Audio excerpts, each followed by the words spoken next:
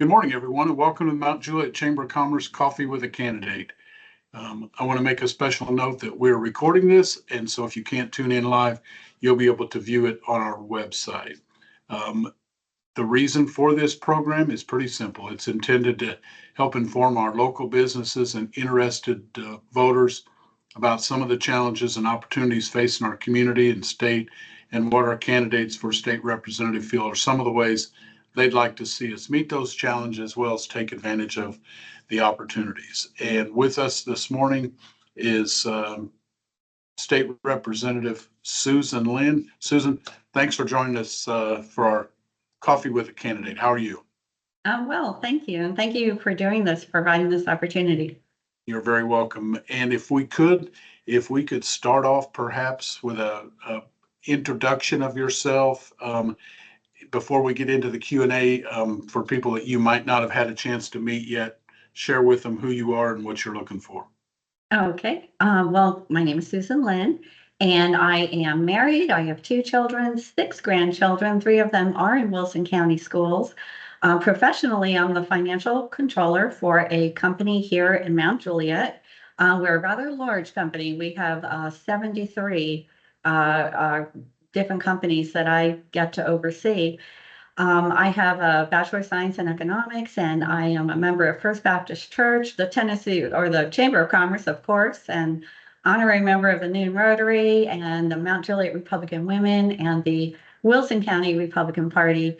In the legislature, I was first elected in 2002. I served until 2010, and then I was reelected in 2012, and I've served until today. And my duties there, I serve on the Finance, Ways and Means Committee and the Appropriations Subcommittee and the Commerce and Insurance Committee and the Banking Subcommittee. And I just want to thank the voters for allowing me to serve you. It is truly my mission. It's been really part of my Christian mission, and it is an honor every day, and I thank you. Well, very well said. And, we all see it every day. Our community and our region has seen a lot of changes in the last 2, 4 years, since you've been elected. And there's really very few signs that it's going to slow down anytime soon.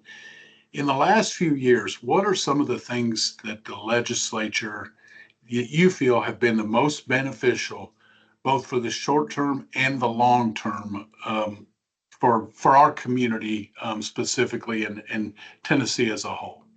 Oh, sure. Well, a lot of state funds and federal funds come back to our community. Our state budget last year was $61 billion, and our district gets an awful lot of that money. One of the major things we need here is continual improvement in our state roads and our local roads. As you know, Mark, you and I have lived here for a long time, and I used to live down South Mount Juliet Road, and it was a 2-lane road. Mount Juliet Road was a 2-lane road. Lebanon Road was a 2-lane road. And you and I have seen the expansion, but if you build it, they will come. And so we have to continue to work on the needs for the people so that they can travel around. A couple of years ago, Mount Juliet came up with a great interconnectivity plan, and the state does offer funds to help make that possible. So if they're connecting 2 state roads, maybe Lebanon Road down to Mount Juliet Road, 2 state roads, there are funds available to fulfill those plans. So what we do at the state level is we try to make the funds available to our local governments so that they can meet the needs of the people. And of course, we're working from this perspective, listening to our local leaders, what are your needs? Because we want to provide the programs that are going to best help you. So far as economic development goes in Tennessee, our budget is about $1.3 billion. My district, just over the last few years, has received about $500 million over, I'd say, the last 8 years. And what does that money go for? That goes for infrastructure so that a large business can move here and the roads can support their heavy trucks, or maybe high capacity internet lines, high capacity water, electric lines, to make it possible for a distribution center or a factory to locate here, those state funds come into our area and it helps those businesses be able to locate here. And of course, those funds aren't always only for that business, because you know what happens. One business locates, they have that opportunity, and what happens? Lots of other businesses locate around it, and it provides employment for the people who live here. Yeah, very, very well said. And, the state is one of the few pay-as-you-go states. We don't bond our road projects, and I know that seems to percolate up every session, but the need's not going to go away, and the funds are probably not going to significantly increase. Now we have electric cars that are taking up their share of the road, but not buying gas, and then all of the visitors. Um, are there things coming up in the next session, or maybe things specifically that are going to have more of a long range impact on our transportation? Well, I hope so. As you know, the devastation over in East Tennessee has been really, really bad. And what we have to do at the state level is we have to fix those roads and then apply for reimbursement from the federal government. Um, how to do that is going to be a challenge in this session. So you mentioned we pay as we go, we don't bond roads. We're discussing the possibility of bonding these repairs and then paying them back, paying off those bonds when we get the reimbursement from the federal government. We're not sure yet what will be required in last year's budget. So we got about $1.4 billion from the federal government in gas tax revenue. We get a little bit more than that from sales gas tax for Tennessee gas tax. So we put $3 billion from the general fund into the transportation fund in last year's budget, making a total of $6 billion. So you can't spend $6 billion in 1 year in Tennessee on the roads. There literally is not the labor available to perform that much work. So those funds may be available to fix all these roads in East Tennessee.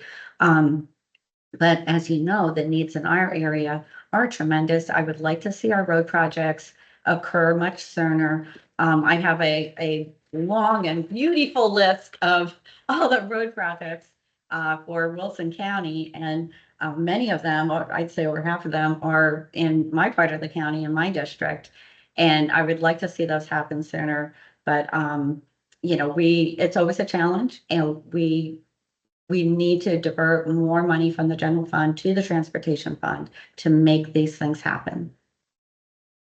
Other than transportation, what are some of the other challenges? I want, maybe not challenges, issues that are going to be coming forward in the next legislative session that you see in the crystal ball that you and your fellow representatives and on the Senate side are going to have to deal with to make sure that 15, 20 years from now, not only Wilson County, but Tennessee is still a great place to live and work and shop and play and pray and raise our families. Right. Well, in the last few years, we've increased our purchases of private land for state parks. Beautiful, beautiful areas. State parks are very, very important for us here. We, as you know, as Tennesseans, we enjoy our natural areas. We enjoy hunting. We enjoy camping. Those are great things that give us pleasure. So we have increased that. I do think helping out our local governments with the interconnectivity of the roads. Right now in Mount Juliet, all roads funnel out basically onto 2 roads. Well, now we have Beckwith Road, so 3, or Golden Bear.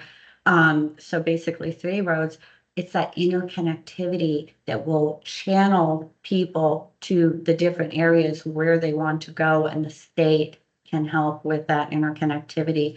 Of course, education, providing those education funds is always a top priority for the General Assembly. In fact, in the last 6 years, we've increased education funding $3 billion. no party has ever increased education funding more than we have. And this past session, we expanded funding for the tutoring, for the learning camps, for pre-K, for special education, for CTE and AP courses, and of course, our Hope Scholarship eligibility. All of these things will help our students have a better life. You're not in school forever. You will get out of school and you need to use those wonderful skills that you learned in your K through 12 experience to provide for your family someday. So those are always the important things that we face at the state level. Of course, we want to keep our state universities top notch, and they really are. And we've expanded actually UT. We bought another campus in the last couple of years. So we're trying to do everything that we can with state tax dollars to provide the opportunity for people to make whatever they want to make of their life. Fantastic. I hope it's a fruitful session, and there are stark reminders that pop up of our differences and our outlook and stuff. But those are worthy goals to be working for. And I thank you. You mentioned being the controller for a business owner that has multiple enterprises, and you probably have a very good take on it. But speaking from the chamber's perspective, for the many business leaders that are watching, do you have any thoughts or suggestions that you'd like to share with our small business owners as they try to navigate the, I say uncertain times? There's so many challenges and so many pressures coming from so many different directions. And you probably get to take it from a little bit higher view and see what's going on. If you were going to chat with the small businesses, what kind of words of encouragement or would you share with them? Well, as you know, years ago, I was a consultant for QuickBooks. I was a QuickBooks professional advisor. And what I always told small businesses, they would call me in to help them. And I'd always say, you know, you need to handle the financial end of your business. If you don't handle the financial end of your business, you could be the best tiler, the best landscaper, the best anything in the world, but handling the financial end of your business is so important.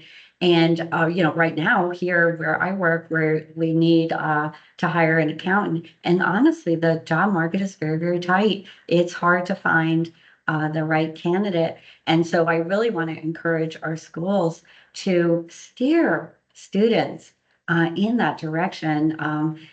Finance, accounting, it is a wonderful life. It's a wonderful career. You really play a role with creative people out there. I always say my boss is the most creative person in the world. He is an entrepreneur extraordinaire, and I keep him organized. I keep things running so that he can fulfill his dreams. When I started with him 5 years ago, we had 58 employees. We now have 338 employees. And I'm just really proud of our organization, and these are good jobs, and people are very happy with their jobs, and we're like a family. And I think that's another thing that's really important in business. Keep it like a family environment, professional, but like a family, because you're all in it together and working together. You can make the best things happen for everybody. I think that's pretty doggone good advice, and I hope people heed your remarks. So, hey, as we kind of wrap up our time together, will you take just a minute to remind voters why they should vote for you and why you'd like for them to vote for you, and perhaps how they can reach you if they have additional questions or thoughts to share? Oh, absolutely. Thank you very much. Well, since I've been in office, I have provided fiscally conservative leadership and really policy conservative leadership. Our state has prospered. I was finance chairman for a few years, and I did step back from that role myself intentionally. But I hope that people will vote for me because of the leadership that I have provided over the years. I look at myself also as customer service for the state, to my constituents. They can call my office and actually get help. And it is so nice to go out knocking on doors and talking to people, and they say, "Oh, you helped me a couple of years ago. You helped me a couple of years ago." Honestly, I don't keep a list. I don't even remember. It's just so nice to know that people could have faith in their state government, that they could call someone and actually get help that they need. My website is susanlynn.us. You can reach me there. You can reach me at 615-741-7462, or just Google me. You will find me. I am on Facebook. I'm not on Facebook too often.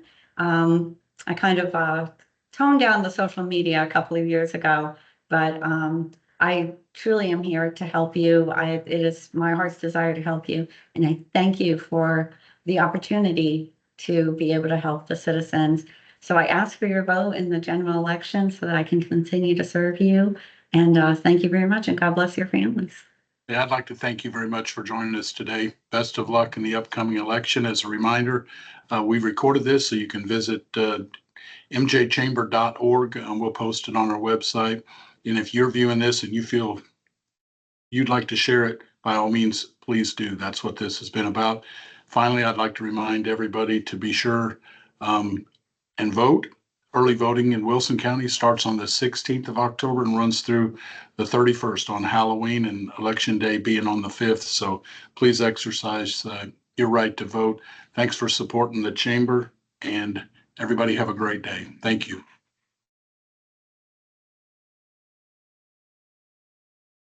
All right.